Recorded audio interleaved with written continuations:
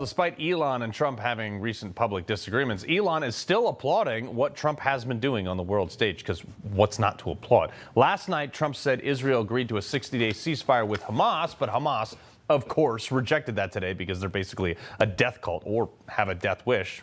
Maybe they'll get obliged by that. All right, so Elon says credit where credit is due. Trump has successfully resolved several serious conflicts around the world. It's not just world conflicts. Trump is renegotiating America's standing in the world, folks. Trump announced a trade deal with Vietnam today, saying Vietnam will pay the United States a 20% tariff on any and all goods sent into our territory and a 40% tariff on trans-shipping. In return, Vietnam will do something that they have never done before: give the United States access of America, total access to their markets for trade. We will be able to sell our product in Vietnam at zero tariff. This is huge for the textile industry, folks. Tons of our stuff comes from Vietnam. While Trump is doing all this for America, he still has a target on his back, though. Iran recently issued a fatwa against Trump. That's the Islamic equivalent of like a mob putting a hit out on you. Mike Flynn, Trump's former national security advisor, retired Army three-star general. General, the fact that Iran's putting a hit out, and I'm going to get to your book in a sec because it applies to this, but they're putting a hit out on Donald Trump, and we're supposed to just be like, yeah, whatever. Yeah, and we should take this very seriously, and I know the president does and the Secret Service will, but these are not, these are not things that they just willy-nilly say, Carl. I mean, as you know, as you well know.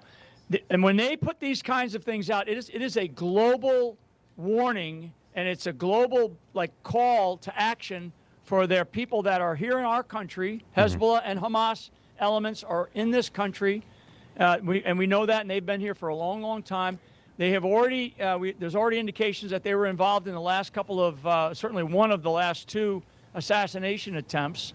So, Trump's team has to take this very seriously. As we are going into a very high-profile weekend for the United States of America called Independence Day weekend, 4th of July, we're going to celebrate our independence. This is one of these times where as I see, and as an intel analyst in me, as I look at indicators and I look at timing, it's a very, very important time for Trump to be paying very close attention to his security awareness and the people that are around him, and not just the Secret Service. They're really, really serious. And when they issue a fatwa like this, for us to think that there's going to be peace in the Middle East with people like that, with the Hamas not responding to all this other stuff that is being offered. Yeah. This is a long war that we're going to continue to be involved in, and we just have to get used to it. I know this region very, very well. I know the Iranians very well, and I do address that in my book. Well, I want to get to that. Pardon of Innocence, fantastic book. If we could put that up real quick. We're talking about these international threats. You faced threats from within, on a major scale. You were ousted from the White House, turned around, and James Comey said that, the investigating officer that originally interviewed you said, Mike Flynn never lied, but they said that you lied anyway in official documents, sir.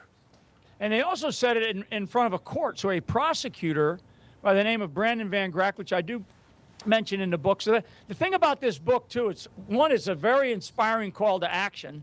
It does kind of walk through a whole litany of different things that I went through. And people tend to forget that I came in and was working for Trump as a Democrat. I was a registered Democrat. I never really cared too much about politics. But the other thing that was really put the fear into them when Trump named me the National Security Advisor was I had been talking about reform of the U.S. intelligence community for a long time, and they were scared to death about that.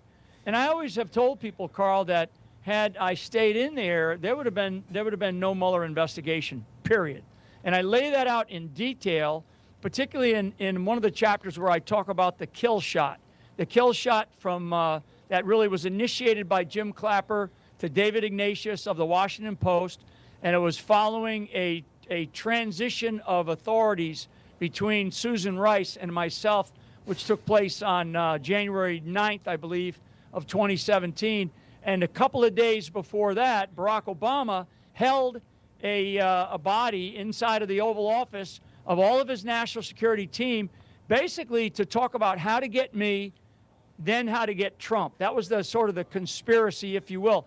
And I'm hopeful that Cash and Pam Bondi, and I know President Trump is adamant about making sure that stuff continues to get exposed and people are held accountable.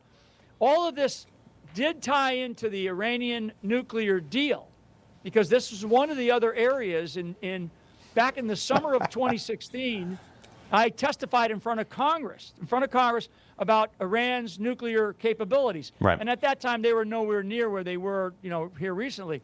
And then one of the very first things I did when I came into the White House, and I addressed all this in detail in the book, I gave basically a statement to the White House press corps at the White House press room there, talking about how Iran is never going to have a nuclear weapon. That was in the conversation that I had that morning with President Trump.